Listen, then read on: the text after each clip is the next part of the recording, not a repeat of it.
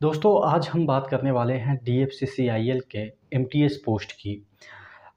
एक भाई ने कमेंट किया था कि सर DFCCIL की वैकेंसी कब तक आनी है और कौन सी वैकेंसी आएगी, इस पे भी हम चर्चा करेंगे। चैनल पे नए हैं तो सब्सक्राइब जरूर कर लीजिएगा। देखिए DFCCIL की हम बात करें तो ये एक प्रकार के भारत सरकार के उपक्रम हैं, ठीक है, अंडरटेकिंग ऑफ इंडियन गवर्नमेंट है।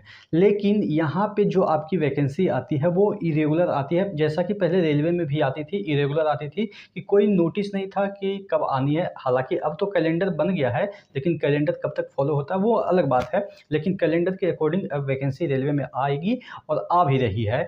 लेकिन DFCCIL की बात करें तो अभी तक इसके ना कोई कैलेंडर है, ना ही कोई रिक्रूटमेंट के कुछ ऐसे संदेह आपको कह सकते हैं कि कल ही आपके रिक्रूटमेंट की वैकेंसी आ जाएगी। और कौन सी वैकेंसी आएगी ये भी अनसर्टेन है। लेकिन हाँ, कुछ चीज़ें जो कि है वो एक्सपेक्टेशन के आधार पे बताया जा सकता है कि ये वैकेंसी कब निकलेगी।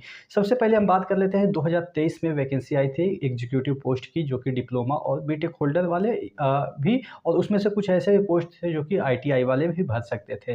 लेकिन वो MTS की पोस्ट नहीं थी, 550 के समथिंग ऐसी वैकेंसी थी। चूँकि एग्जीक्यूटिव की पोस्ट थी तो वैकेंसी कम एक्सपेक्ट किया जा सकता है कि वैकेंसी कम आई थी। लेकिन जब MTS की हम बात करते हैं, जिसकी कि रिक्रूटमेंट हुई थी 2018 में, वैकेंसी आई थी। और 2018 में जो वैकेंसी आई थी उसके साथ एग्जीक्यूटिव की वैकेंसी आई थी। तो एग्जीक्यूटिव इस दरमियान 2018 और 2023 में भी निकल चुके हैं, लेकिन आपके MTS की वैकेंसी 2018 के बाद नहीं निकली है। तो 2018 से आप मान के चलो कि 18, 19, 20, 21, 22, 23, 24 से आधा तो लगभग आ ही गए हैं। तो यानी कि 7.5 साल, 6.5 साल के अराउंड में वैकेंसी अभी तक MTS की नहीं देखने को मिली है। क्यों नहीं देखने को मिली है? चूँकि बहुत सारे ऐसे वहाँ पे काम होते हैं जो कि कॉन्ट्रैक्ट बेसिस पे होते हैं। इस वजह से MTS की जो पोस्ट है वहाँ पे अब धीरे-धीरे थोड़ा-सा कम कर दी गई है। आपको भी पता है, जो कि इंडियन गवर्नमेंट की प्रॉपर्टी है वहाँ पे वैकेंसी कम आ रही है, तो भारत सरकार के उपक्रम जो है, यानी कि लिमिटेड कंपनी जिसे हम कह सकते हैं, उसकी वैकेंसी थोड़ा-सा कम तो आएगी ही और थोड़ा-सा अनसर्टेन भी रहती है। लेकिन हाँ, इतना मैं आपके विश्वास के साथ कह सकता हूँ कि आपके MTS की वैकेंसी जो है वो DFCCIL में इस साल देखने को कहीं न कहीं मिल सकती है और मिलेगी ही, चूँकि नंबर ऑफ ईयर जो है वो काफ़ी ज़्यादा हो गए हैं MTS के लिए। MTS का मतलब ही बहुत सारे समझ में नहीं आ रहा होगा, क्योंकि नए इस दरमियान बहुत सारे लोग नए इस फील्ड में आए होंगे, रेलवे के एग्ज़ाम के लिए नए कुछ होंगे। तो MTS का मैं मतलब समझा देता हूँ कि जो ग्रुप डी होता है रेलवे में, हालाँकि अब तो ग्रुप सी कहला गया, लेकिन जो ग्रुप डी का एलिजिबिलिटी होती है, जो ग्रुप डी का पोस्ट होता है, वही पोस्ट आपके MTS कहलाता है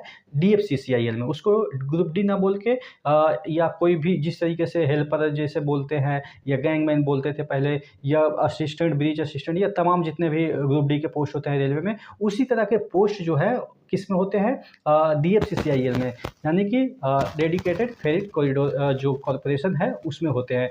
तो उसमें ग्रुप डी ना कह के उसको, उस पोस्ट को हम लोग MTS कहते हैं, और MTS का काम वही होता है जो कि इसमें ग्रुप डी का काम होता है।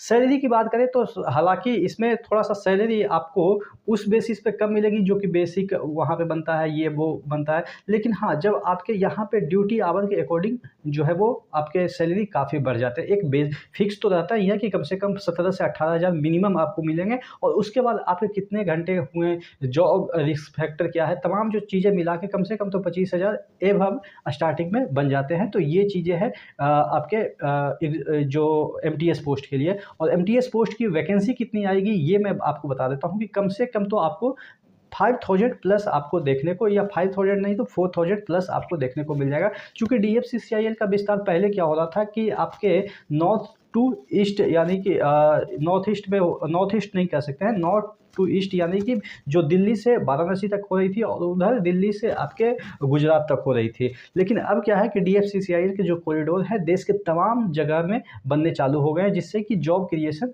अच्छी खासी हो रही है और आपकी वैकेंसी भी देखने को मिल सकती है। आप क्या सोचते हैं नीचे कमेंट बॉक्स में कमेंट करके ज़रूर बताइएगा। नेक्स्ट वीडियो में मिलते हैं, तब तक के लिए जय हिंद। चैनल पर नए हैं तो सब्सक्राइब जरूर कर लीजिएगा इसी तरह के